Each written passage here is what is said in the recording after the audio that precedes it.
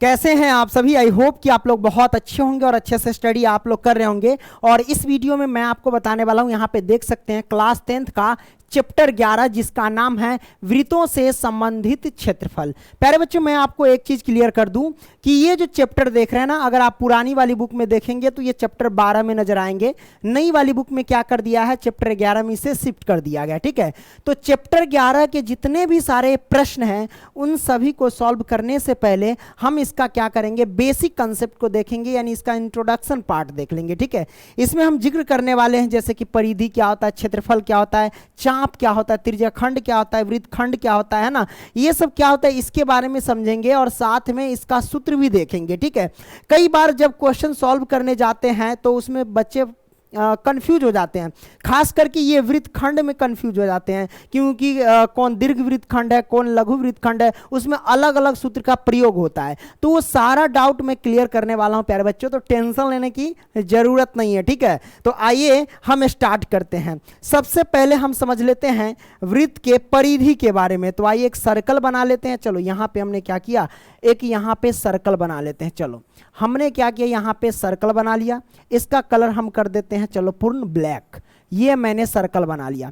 अब आपसे मैं पूछूंगा कि इसमें परिधि कौन है मेरे प्यारे बच्चों। अच्छा, सबसे पहले केंद्र का पता कर लेते हैं। जैसे ये सर्कल बनता है तो कोई बीच से चाप लगा करके ऐसे राउंड लगाते हैं ना, चाप खींचते हैं, तो ये जो हमारे पास बीचों बीच केंद्र होगा तब ना ये ना कदम आराम से घुमाएंगे, है ना। तो बीच में ये हमारे पास क्या होता है, केंद्र होता है। इस बात को ध्यान रखना। परिधि कौन होता है, ये जो आप देख रहे हैं ये लाइन, यही हमारे पास परिधि है। ये जो मैं ब्लैक पर रेड कलर चला रहा हूं यही हमारे पास क्या है प्यारे बच्चों, परिधि है। तो आपने परिधि को समझा, ये हमारे पास क्या है, परिधि। हम यहां पे लिख देते हैं ये हमारे पास परिधि है। ये क्लियर हो गया। अब हम क्या करते हैं, परिधि का हम सूत्र निर्माण कर लेते हैं कि आखिर परिधि यानी वृत्त, ये सर्कल है तो सर्कल यानी वृत्त की परिधि क्या होता है प्यारे बच्चों, है ना, वो हम निकालना सीख लेते हैं। वृत्त की परिधि बराबर है ना परिधि। चलो तो क्या होता है, देखो परिधि निकालने के लिए आपको एक चीज पता होना चाहिए कि इसका एक रेशियो होता है, एक अनुपात आता है। क्या अनुपात होता है कि परिधि बटा में व्यास होता है। व्यास, परिधि बटा में व्यास किसके बराबर होता है, पाई के बराबर होते हैं। ये हमारे पास रेशियो होता है, इस बात को ध्यान रखना। जब हम इसको सॉल्व करेंगे तो क्या होगा, इसके नीचे एक छिपा रहता है, आर पार गुना करो तो हम परिधि से एक में गुना करेंगे तो हमारे पास आ जाएगा परिधि। परिधि कह लो या परिमिति एक ही बात होता है। और पाई से व्यास में गुना करेंगे तो ये हो जाएगा पाई गुने में हमारे पास हो जाएगा व्यास। क्लियर, ये आपने समझ लिया। अब आपको पता होना चाहिए कि इसमें व्यास, जो सर्कल होता है इसमें व्यास कौन है। तो यहां से देखो, यहां से इस केंद्र से इधर एक त्रिज्या और यहां से एक इधर त्रिज्या, ये दो त्रिज्या मिलकर के यहां पे क्या चीज का निर्माण किया, व्यास का निर्माण किया। तो कहने का मतलब ये हुआ कि व्यास बराबर क्या होगा, 2r होगा। क्या होगा, 2r, यानी दो त्रिज्या के बराबर होता है व्यास। तो हम यहां पे लिख सकते हैं आसानी से कि पाई गुने व्यास क्या होता है, दो त्रिज्या के बराबर होता है। यहां पे देख लो, जैसे कि यहां से यहां तक कि क्या हमारे पास व्यास है और ये केंद्र है, तो केंद्र से इस साइड ये त्रिज्या, केंद्र से इस साइड त्रिज्या, दो त्रिज्या है। तो ये हमारे पास व्यास की जगह पे 2r लिख देंगे। हम यहाँ पे ब्रैकेट में लिख सकते हैं चूंकि 2r या फिर r बराबर लिख सकते हैं, व्यास है ना, व्यास बराबर जो होता है ना वो 2r होता है। क्लियर, जिसे हम d से प्रेजेंट करते हैं। ये आपने देख लिया, तो व्यास के जगह पे हम 2r रख दिए। अब जब हम इसे गुना करेंगे सही से तो क्या लिख सकते हैं, इसे 2 पाई r लिख सकते हैं। तो हमारे पास क्या है प्यारे बच्चों, ये हमारे पास आ गया वृत्त की परिधि। यहां तक कोई दिक्कत नहीं, दिक्कत तो हमने यहां पे देख लिया कि वृत्त की परिधि क्या होती है, 2 पाई r होती है। क्लियर, हाँ भाई आपने समझ लिया। अब इसमें हम देखेंगे क्षेत्रफल। क्षेत्रफल कौन होता है, क्षेत्रफल देखो, जैसे कि ये सर्कल पूरा राउंड लगा दिया तो ये बीच में जो हमारे पास ये जो क्षेत्र बचा हुआ है यही हमारे पास क्या है, क्षेत्रफल है। इस बात को ध्यान रखना। तो ये हमारे पास क्या हो गया, क्षेत्रफल हो गया। राइट, ये हमारे पास क्षेत्रफल हो गया। तो अब वृत्त का क्षेत्रफल क्या होता है प्यारे बच्चों, ये आपको पता होना चाहिए। वो होता है पाई आर स्क्वायर होता है। क्या होता है, पाई आर स्क्वायर होता है। इस बात को ध्यान रखना, ठीक है। अब अच्छा, ये एक बात बताते हैं, पाई की वैल्यू क्या होती है, तो पाई की वैल्यू होती है 22/7 होती है। ठीक है, और पाई जो हमारे पास होता है ना, पाई कौन सी संख्या होती है, तो पाई जो होती है वो परिमेय संख्या होती है। क्या होती है, परिमेय संख्या होती है। और ये हमारे पास क्या होता है, अपरिमेय संख्या होती है। अपरिमेय संख्या होती है। इस बात को ध्यान रखना, अपरिमेय संख्या। अब आपके मन में आएगा सर ये पाई जो है वो अपरिमेय संख्या है, लेकिन 22/7 जो है वो परिमेय संख्या है। आखिर क्यों है ऐसा? ऐसा इसलिए है कि अगर हम 7 से 22 में गुना करेंगे ना, भाग देंगे, 7 से अगर 22 में हम भाग देंगे तो एक समय ऐसा आएगा कि संख्या रिपीट होने लगता है। क्या होता है? संख्या रिपीट होने लगता है। और आपको पता है कि रिपीट जब होता है तो उसके ऊपर क्या लगा देते हैं? बार लगा देते हैं, यानी रेकरिंग लगा देते हैं। और कोई भी दुनिया की कोई भी संख्या हो जिसपे रेकरिंग लग गया, वो समझ जाना कि वो हमारे पास परिमेय संख्या हो जाता है। ठीक है, इसलिए पाई यानी ये जो पाई की वैल्यू 22/7 ये परिमेय संख्या होती है। लेकिन पाई खुद एक क्या है? अपरिमेय संख्या, क्योंकि इसकी वैल्यू अभी तक रिपीट नहीं हुआ है, हमेशा निकलते गया है। जब भाग दोगे यानी कुछ भी करोगे तो हमेशा क्या होगा भाई? निकलते जाएगा। ये गणितज्ञ वगैरह सब मर गए लेकिन अभी तक इसका मान निकल ही रहा है। ठीक है, आपके पूरा कॉपी सुपर कंप्यूटर सब फेल हो जाएगा, फिर भी इसका पाई का मान जो है ना वो निकलते रह जाएगा। ठीक है, तो गणितज्ञों ने ऐसा क्यों किया कि ये जो हम जब हम क्षेत्रमिति बनाते हैं तो उसमें पाई का मान कह देता है कि 22/7 लो, और कह देता है कि 3.14 लो तो 3.14 लेते हैं। आप जब क्वेश्चन सॉल्व करेंगे तो लिख देगा कि जब तक कहा ना जाए तब तक पाई का मान 22/7 लेते रहो, है ना। क्योंकि पाई का जो 22/7 जो आता है ना, अगर वो जो हम लेते हैं ना तो उसमें क्या होता है? वो परिमेय संख्या है, लेकिन पाई अपरिमेय संख्या है। अच्छा, आपको पता है कि पाई की वैल्यू जो हमारे पास होता है 3.14, एक समय ऐसा है कि 3.14, और पाई यानी जब हम 7 से 22 में भाग देंगे तो इसका भी मान 3.14, यानी 3.14 यहाँ तक मैच करता है, लेकिन इसके बाद दोनों का मान मैच नहीं करता है। इसीलिए गणितज्ञों ने कहा चलो पाई का मान क्या करते हैं? 22/7 रख देते हैं। कोई आपसे पूछे कि पाई का मान 22/7 क्यों रख दिया गया, है ना, जबकि ये अपरिमेय है, ये परिमेय है। इसलिए रख दिया गया क्योंकि अगर हम 7 से 22 में हम भाग देते हैं तो 3.14 यानी दशमलव के बाद दो संख्या, और परिमेय यानी पाई का भी वैल्यू दशमलव के बाद दो संख्या मैच करता है, इसलिए दे दिया गया ताकि मेंसुरेशन में हम सॉल्व कर सकें। इस बात को ध्यान रखना। तो आपने अभी समझा क्या? परिधि को समझा और क्षेत्रफल को समझा। यहां तक कोई दिक्कत नहीं मेरे भाई, कोई दिक्कत नहीं होगा। अब हम समझेंगे अर्धवृत्त, यानी अर्धवृत्त की परिधि को समझ लेते हैं मेरे भाई। तो अर्धवृत्त की परिधि क्या होती है आइए समझ लेते हैं, क्या दिक्कत है। जैसे कि यहाँ पे हम क्या करते हैं, अर्धवृत्त कहीं पे है क्या? इसमें नहीं दिया हुआ है तो अपना मन से बना लेंगे, इसमें क्या दिक्कत है। लो हम क्या करते हैं, यहाँ पे अर्धवृत्त बना लेते हैं। जैसे कि इसको मिटाओ, या फिर हम डायरेक्ट यहाँ से ले लेते हैं अर्धवृत्त।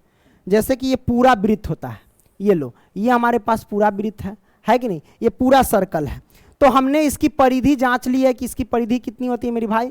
2πr होता है। क्या होता है? 2πr, है ना। अब अर्धवृत्त की परिधि कितनी होती है वो हम देखेंगे, तो वो मैं आपको बता देता हूं कि अर्धवृत्त की परिधि क्या होती है। चलो हम यहां से क्या करते हैं, कुछ पार्ट यहां से मिटा देते हैं। लो अब हम अर्धवृत्त की परिधि बना रहे हैं, तो यहां से हम क्या करेंगे, ये हमारे पास क्या अर्धवृत्त है।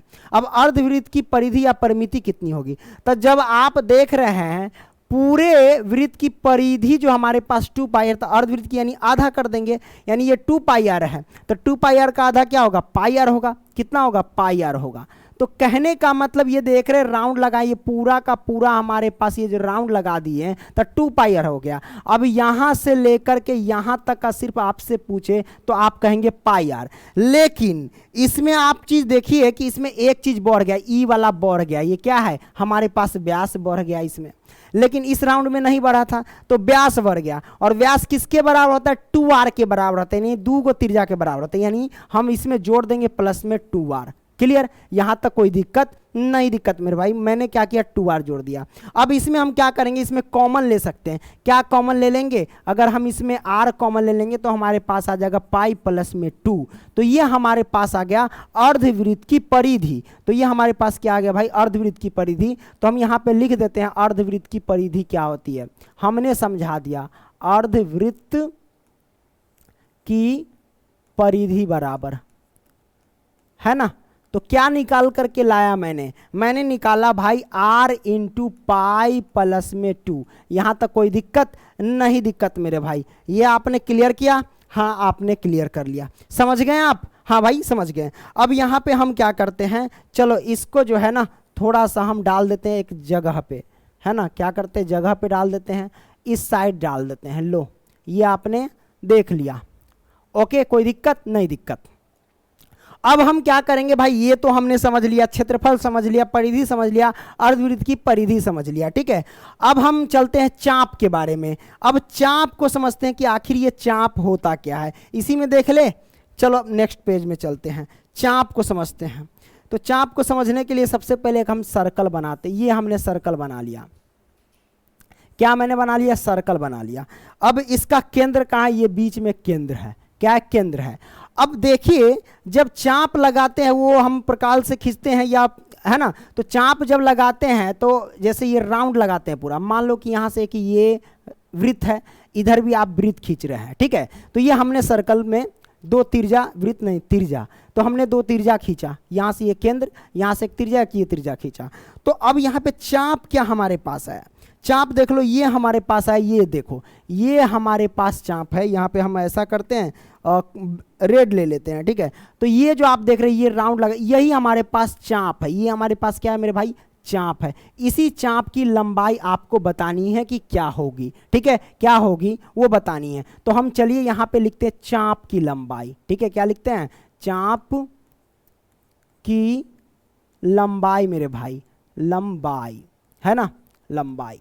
चाप की लंबाई बराबर क्या होती है, याद रखना कि ये हमारे पास यहाँ जो बनेगा ना, ये दो तिरजा के बीच में ये थीटा बनेगा, बोले तो कोण बनेगा, क्या बनेगा, कोण बनेगा। अब याद रखना चाप की लंबाई जब भी पूछे तो आप कहना क्या, थीटा बट्टे, क्या लिखना, ये थीटा तो थीटा, थीटा और बट्टे में क्या लगाना 360 डिग्री, और गुने में क्या लिखना 2 पाई आर, है ना। कहने का मतलब ये थीटा तो थीटा, और ये पूरा राउंड जब लगा देंगे तो ये एक सर्कल ना बनेगा, है ना। तो ये पूरा ये 360 डिग्री है, तो थीटा बटे 360 डिग्री और गुने में 2 पाई आर, यानी ये पूरा यहाँ से जब घूमेगा तो ये परिधि नजर आएगा, और ये वृत्त की परिधि इसमें गुना कर देंगे 2 पाई आर, ये हमारे पास हो जाएगा।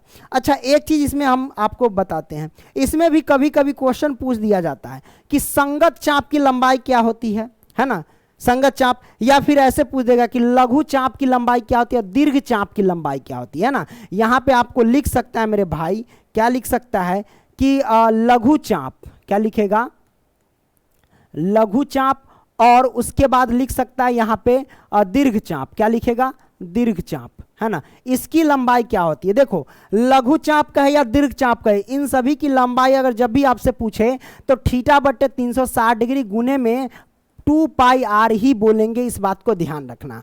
अब आपके मन में ये डाउट आएगा कि सर ये लघु चाप कौन हुआ और दीर्घ चाप कौन हुआ। तो मेरे भाई ये देखो, ये जो छोटा वाला हमारे पास नजर आ रहा है यही हमारे पास क्या है, तो ये हमारे पास कौन सा चाप है मेरे भाई, है ना। ये छोटा नजर आ रहा है, ये कौन सा चाप है, तो आप यहां से पता कर से, लघु, लघु यानी छोटा, ये लघु चाप है, लघु चाप है ना, चाप है। लेकिन ऐसे भी कई बार पता नहीं चलता है, तो पता करने का तरीका एक ही है कि अगर थीटा यानी कोण अगर 180 डिग्री से छोटा है, अगर 180 डिग्री से छोटा है तो वो हमारे पास हो जाएगा लघु चाप, क्या हो जाएगा, लघु चाप, क्लियर, लघु चाप।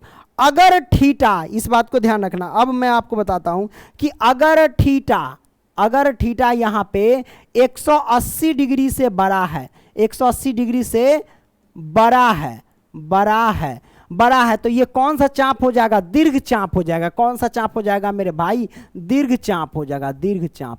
इस बात को ध्यान रखना, कौन सा चाप, दीर्घ चाप हो जाएगा। यहां तक कोई दिक्कत नहीं मेरे भाई, कोई दिक्कत नहीं है ना। 180 डिग्री से छोटा तो लघु चाप, और 180 डिग्री से बड़ा तो हम कहेंगे कौन सा चाप भाई, तो दीर्घ चाप। आप जब क्वेश्चन सॉल्व करेंगे तो थीटा की वैल्यू दिया रहता है 60 डिग्री, 90 डिग्री, 270 डिग्री, ऐसे दिया रहता है ना। तो आपने लघु चाप और दीर्घ चाप समझ लिया, लेकिन ये भी आप क्लियर कर लेना कि लघु चाप पूछे या दीर्घ चाप पूछे, उसकी लंबाई जो होती है एक ही सूत्र होगी, ये वाला, थीटा बटे 360 डिग्री गुने में 2 पाई आर। यहां तक कोई दिक्कत नहीं, दिक्कत। तो आपने चाप की लंबाई को समझ लिया। अब हम समझेंगे त्रिज्यखंड के बारे में, तो आइए हम त्रिज्यखंड के बारे में समझ लेते हैं। तो त्रिज्यखंड के बारे में समझने से पहले हम यहाँ पे क्या करते हैं, एक सर्कल बना लेते हैं, है ना। तो हमने यहाँ पे एक सर्कल बना लिया, यहाँ तक कोई दिक्कत नहीं मेरे भाई, कोई दिक्कत नहीं। इस बीच में हमारे पास क्या है, केंद्र है, क्या है, केंद्र है। अब यहाँ से मान लो एक ये त्रिज्या खींचा, एक ये त्रिज्या खींचा, और बीच में हमारे पास हो गया थीटा। अब याद रखना कि हमारे पास त्रिज्यखंड कौन है, त्रिज्यखंड कौन है, तो याद रखना ये हमारे पास त्रिज्य, एक ये त्रिज्यखंड हुआ है ना, ये वाला पूरा ये पार्ट क्या हो गया, त्रिज्यखंड हुआ, और ऊपर भी ये पूरा का पूरा बड़ा वाला ये त्रिज्यखंड हो गया। तो इसमें दो त्रिज्यखंड नजर आएंगे, एक ये जो नीचे जो यहाँ से लेकर के, अरे तरीके, एक ये जो यहाँ से लेकर के यहाँ तक है ना, ये हमारे पास कौन सा त्रिज्यखंड हो गया मेरे भाई, तो ये त्रिज्यखंड हो गया कौन सा, तो छोटा वाला, यानी लघु त्रिज्यखंड हो गया है ना। क्या हो जाएगा, ये हो जाएगा लघु, लिख देते हैं यहाँ पे, क्या हो जाएगा, लघु त्रिज्यखंड, त्रिज्यखंड। यहाँ तक कोई दिक्कत नहीं, दिक्कत, लघु त्रिज्यखंड। और ये जो हमारे पास देख रहे ये यहाँ से लेके यहाँ तक, ये हमारे पास क्या हो जाएगा, पूरा यहाँ से लेके यहाँ तक, और ये वाला पार्ट, ये वाला पार्ट, ये ऊपर का, ये कौन सा हो जाएगा, तो दीर्घ त्रिज्यखंड हो जाएगा। कौन सा, दीर्घ त्रिज्यखंड। तो हम यहाँ पे लिख सकते हैं ये जो हो जाएंगे दीर्घ त्रिज्यखंड, है ना, त्रिज्यखंड, कोई दिक्कत नहीं, दिक्कत। तो ये आपने समझ लिया मेरे भाई, है ना। तो लघु त्रिज्यखंड और दीर्घ त्रिज्यखंड को समझ लिया। अब इसका हम क्षेत्रफल देखेंगे कि त्रिज्यखंड का क्षेत्रफल क्या होता है मेरे भाई। तो हम यहाँ पे लिख देते हैं त्रिज्यखंड, है ना, त्रिज्यखंड का क्षेत्रफल क्या होता है। तो आप बोलना सर कि थीटा बटे में 360 डिग्री और गुने में पाई आर स्क्वायर, ये होता है हमारे पास आंसर। थीटा के जगह पे कोई वैल्यू दे सकता है, 60 डिग्री, 90 डिग्री, है ना, कुछ भी दे सकता है, इसमें कोई दिक्कत नहीं है। उसके हिसाब से हम क्या करते हैं, क्वेश्चन को सॉल्व करते हैं। तो आपने त्रिज्यखंड का क्षेत्रफल देख लिया। अच्छा, लघु त्रिज्यखंड कहे या दीर्घ त्रिज्यखंड कहे, तो क्षेत्रफल आप यही लगाएंगे, थीटा बटे 360 डिग्री गुने में पाई आर स्क्वायर, क्या लगाएंगे, यही लगाएंगे, इसमें कोई दिक्कत नहीं, दिक्कत। अच्छा, एक चीज मैं आपको बता देता हूं, जैसे कि चाप की लंबाई है, तब बहुत सारे बच्चे जो होते हैं ना मरखा टाइप के होते हैं। क्या होता है, मरखा टाइप के। एक चीज जो रट लिया ना, वो कहेगा नो ये होता है, ये ना कल्ला बता दिया, ये तो गलती बता दिया, मास्टर पगला गया है। देखिए हम ये जो बताए हैं ना, बहुत सारे बच्चे को क्या पता होगा कि इसका जो क्षेत्रफल होता है वो थीटा बट्टे में 180 डिग्री और पाई आर, ये पता होगा, ये नहीं पता होगा। अरे दोनों एक ही, अरे बोका, दो से काटो ना इसको, दो से अगर इसको काटेंगे तो 180 डिग्री ना होगा। तो वही चीज है, बैक आकर के हम समझा दिए ना, तो लतखोर लड़का सब रहता है यहाँ, लाते भांज देता है सीधा वीडियो में। हम तो यहाँ एन्नी हैं, सामने रहेगा तो कहीं पीटियो देगा, पीट कैसे देगा रे, हेलो हेलो, हाँ ठीक है। तो ये आपने समझ लिया त्रिज्यखंड का क्षेत्रफल। अब हम समझेंगे मेरे भाई वृत्तखंड के बारे में। आखिर वृत्तखंड क्या होता है, आइए समझ लेते हैं। सबसे पहले एक सर्कल खींचेंगे, तो ये हमने यहाँ पे क्या किया, सर्कल खींच लिया, ठीक है। तो वृत्तखंड को समझने से पहले जीवा को समझेंगे। क्या, जीवा को समझेंगे। मान लो कि यहाँ से लेकर के यहाँ तक क्या खींच लिया, जीवा खींच लिया।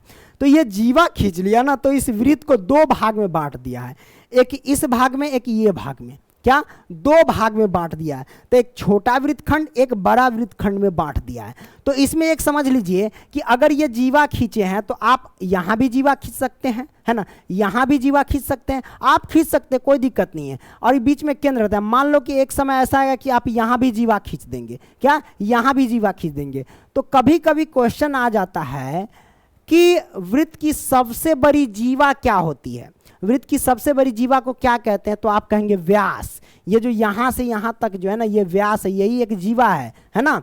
जैसे कि यहाँ से एक जीवा खींच लिए, तो ऐसे ऐसे खींच सकते, पूरा भर सकते हैं जीवा से, है ना। तो एक समय ऐसा आएगा कि पूरा एक बड़का आपको नजर आएगा जीवा, वो जो बड़ा जीवा होगा ना वही व्यास होगा। तो क्वेश्चन पूछ देता है कि वृत्तखंड की, यहाँ पे लिख देता हूं मैं, वृत्तखंड की सबसे बड़ी, या वृत्त की सबसे बड़ी जीवा, सबसे बड़ी, है ना, जीवा क्या होती है भाई मेरे, वो होती है क्या, व्यास होती है, व्यास। ऑब्जेक्टिव में पूछ दिया जाता है, ठीक है। ये आपने समझ लिया। अब चलिए इसका हम सूत्र का निर्माण करते हैं कि कौन सा सूत्र कैसे होगा, वो हम लेते हैं मेरे भाई। चलो एक सर्कल खींचते हैं यहाँ पे, ये मैंने एक सर्कल खींचा, यहाँ तक कोई दिक्कत नहीं। अब वृत्तखंड को समझेंगे। अब मान लो कि यहाँ से हम एक जीवा खींच लेते हैं। लो, हमने यहाँ पे जीवा खींच लिया, कैसे भी खींच सकते, इसमें कोई दिक्कत नहीं है। टेढ़ा हो गया, चलो हम एक सीधा खींच लेते हैं। लो भाई, हम एक बो का 10 दे ना रे, आजा यहाँ से। लो, हमने एक जीवा खींच लिया, कोई दिक्कत नहीं, दिक्कत मेरे भाई। तो ये जो जीवा है इसने क्या किया, इस वृत्त को 2 टुकड़ों में बांट दिया, यानी 2 खंड में बांट दिया।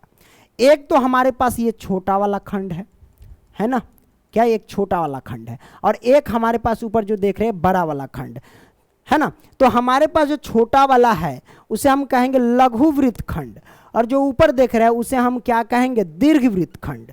तो ये वाला पार्ट जो आ गया हमारे पास, ये वाला पार्ट, ये कौन सा हो गया, तो लघु वृत्त खंड, लघु वृत्त खंड।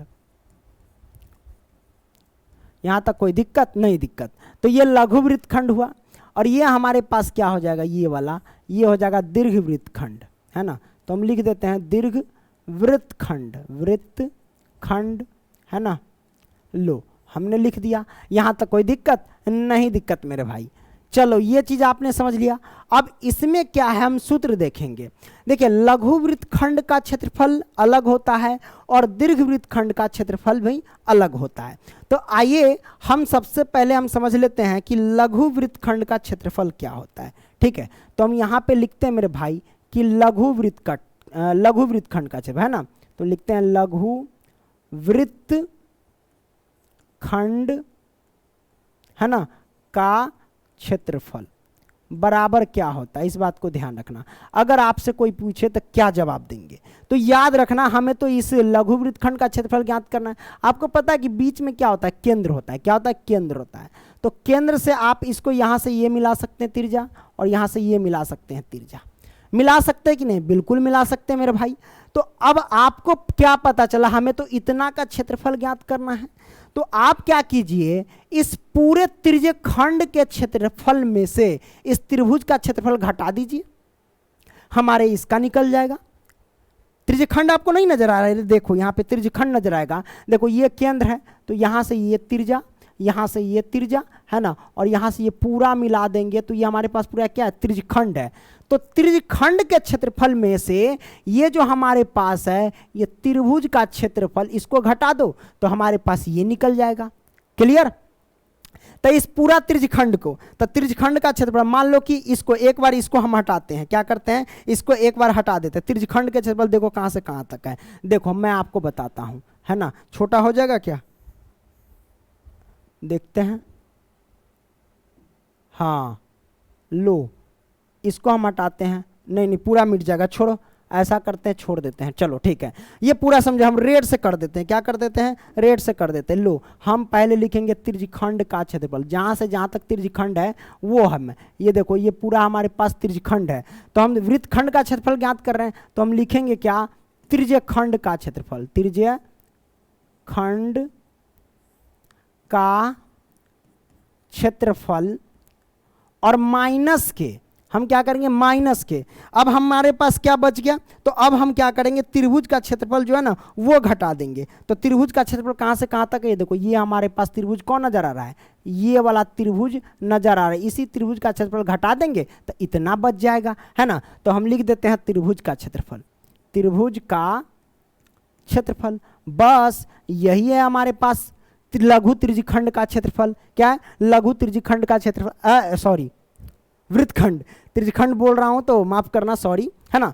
तो ये हमारे पास आ गया लघु वृत्तखंड का क्षेत्रफल। ठीक है, अब यहां पे एक कंडीशन है मेरे भाई, ये जो होता है ना त्रिभुज का क्षेत्रफल, आपसे आप पूछिएगा कि कौन से त्रिभुज का क्षेत्रफल यहां पे लगाना है, तो यहां पे कंडीशन होता है थीटा के हिसाब से। अगर मान लो यहां पे अगर थीटा बराबर आपके पास 60 डिग्री दे रखा है ना, मतलब यहाँ पे अगर थीटा के जगह पे 60 डिग्री दे रखा है तो आप कहेंगे वृत्तखंड का क्षेत्रफल क्या बोलेंगे, वो मैं आपको बता। अगर थीटा 60 डिग्री दिया गया है तो वृत्तखंड का क्षेत्रफल क्या बोलेंगे, त्रिज्यखंड का क्षेत्रफल पहले लगा दो। त्रिज्यखंड का क्षेत्रफल क्या होता है, वो होता है थीटा बटे में 360 डिग्री और पाई r² होता है। क्या होता है, पाई आर स्क्वायर।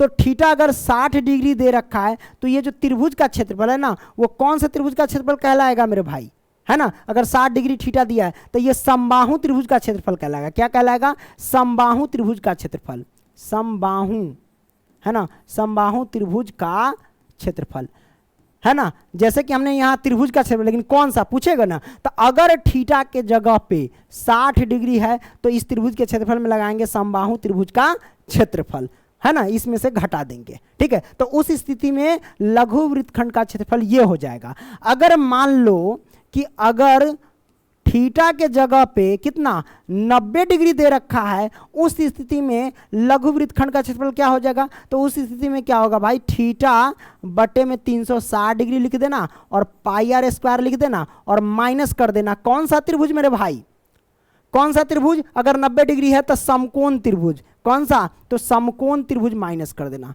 समकोण त्रिभुज का क्षेत्रफल माइनस कर देना, है ना। तो आपको पता है कि समबाहु त्रिभुज का क्षेत्रफल क्या होता है, वो लगा देना। समबाहु त्रिभुज का क्षेत्रफल वो होता है, मैं लिख देता हूँ ब्रैकेट में, √3/4 और गुने में भुजा स्क्वायर, क्या होता है, भुजा स्क्वायर, ये वाला लगा देना यहाँ पे, ठीक है। और समकोण त्रिभुज का क्षेत्रफल में कौन सा क्षेत्रफल लगा देना, वो लगा देना 1/2 गुने में आधार और गुने में ऊंचाई, ये लगा देना, है ना।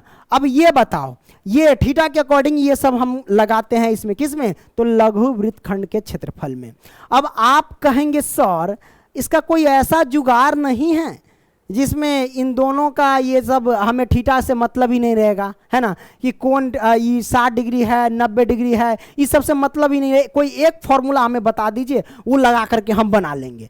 तो वैसा भी फॉर्मूला है, अगर वैसा फॉर्मूला लगा देंगे तो इस सब की जरूरत नहीं है, इस सब को हमें क्या करना, इग्नोर कर देना होगा, है ना। तो वैसा मैं फॉर्मूला बता देता हूं कि वैसा लघु वृत्तखंड का क्षेत्रफल क्या होता है, लघु वृत्तखंड, खंड, है ना, दस तरीके वृत्तखंड, है ना, अनुस्वार डाल दिए ना, लो चलेगा। तो लघु वृत्तखंड का क्षेत्रफल कौन सा लगाओगे, तो आप लगा देना सर थीटा बटे में 360 डिग्री और पाई आर स्क्वायर, और उसके बाद कर देना minus 1/2 R square sine theta. लो ये वाला फॉर्मूला लगा देना, कहानी हो गया, आ जाएगा हमारे पास। बस इस सब की हमको जरूरत नहीं पड़ेगी, क्लियर, इस पर भी बना सकते हो। तो ये हमारे पास फॉर्मूला हो जाएगा किसका मेरे भाई, तो लघु वृत्तखंड का क्षेत्रफल, ठीक है। ये लगा करके डायरेक्ट बना सकते हैं, वैसे अगर थीटा के अकॉर्डिंग ये सब लगा करके ऐसे भी बना सकते हैं, कोई दिक्कत नहीं। तो ये हमारे पास ये लघु वृत्तखंड का क्षेत्रफल हमने ज्ञात कर दिया।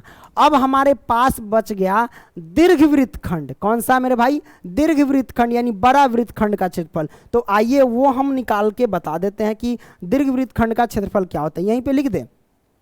तो जैसे कि दीर्घ वृत्तखंड का क्षेत्रफल, मान लो कि ये वृत्त है, क्या ये सर्कल है, तो यहाँ पे अगर ये हमने क्या किया, जीवा खींच लिया, तो ये छोटा वृत्त हो गया। और दीर्घ हमारे पास क्या हो जाएगा, तो दीर्घ ये वाला हो जाएगा, ये पूरा बड़ा वृत्तखंड, क्या हो जाएगा, बड़ा वाला। तो हम क्या करेंगे भाई, ये निकालना है ना हमको, ये निकालना है ना, ये पूरा, है ना, दीर्घ वृत्तखंड का क्षेत्रफल। तो यहाँ पे हम लिख देते हैं सबसे पहले दीर्घ वृत्तखंड का क्षेत्रफल क्या होगा, दीर्घ वृत्त, है ना, खंड का क्षेत्रफल।